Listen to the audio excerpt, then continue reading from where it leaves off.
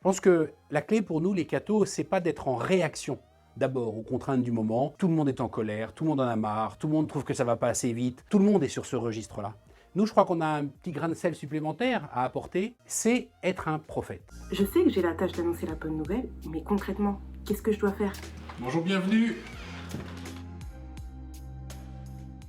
Ça fait un moment maintenant qu'on vit cette expérience du confinement, depuis le début de l'année 2020. On est en train d'en sortir par phases successives. Le confinement, c'est pas la fin de la vie tout court. Le confinement, c'est juste un contexte de vie différent de celui auquel on était habitué jusqu'à maintenant. Et donc au fond, la question de base, elle reste inchangée. Comment être prophète dans les contraintes du moment? Je pense que la clé pour nous, les cathos, c'est pas d'être en réaction d'abord aux contraintes du moment. Tout le monde est en colère, tout le monde en a marre, tout le monde trouve que ça va pas assez vite, tout le monde est sur ce registre-là.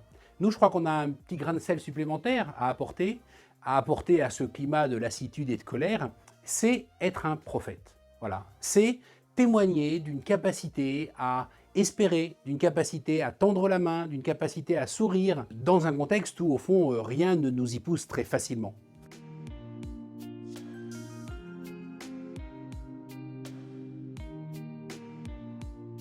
Alors ça dépend comment on comprend cet évangile de Marthe et Marie.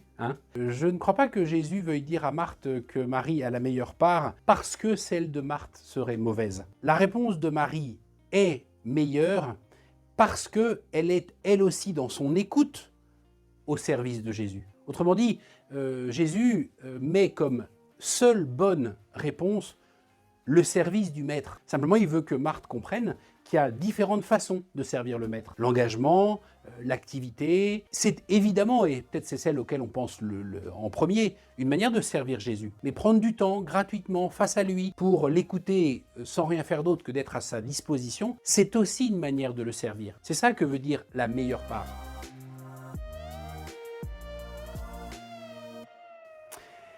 Comme une femme libre. Je crois que ce qui est très frappant chez la Vierge Marie, c'est cette dimension-là. Quand l'ange Gabriel vient lui exposer le projet absolument inattendu que le Père a formulé pour elle, on peut dire d'une certaine manière que Marie ne se laisse pas faire. Elle livre ses objections, elle livre ses questions, elle se situe face à Dieu en femme debout. C'est vraiment la posture que Dieu préfère. Voilà, les grands amis de Dieu dans la Bible, on peut penser à Abraham, on peut penser à tant de figures qui, au fond, ont osé discuter avec Dieu d'égal à égal. C'est cette posture de liberté qui permet ensuite un oui complet. Alors interroge-toi, quelles sont tes qualités? Peut-être que tu te dis que tu en as pas, que tu es nul. Ça tombe bien, le Seigneur aime les personnes humbles et simples. Moïse qui bégayait, Jonas qui s'est planqué, David le Minus. Le plus important, c'est que ta volonté soit faite et que tu lui fasses confiance. Si tu donnes, tu recevras de la joie. Alors, soyons des petits témoins de la lumière du Christ, répandue à travers le monde, qui apporte espérance et amour.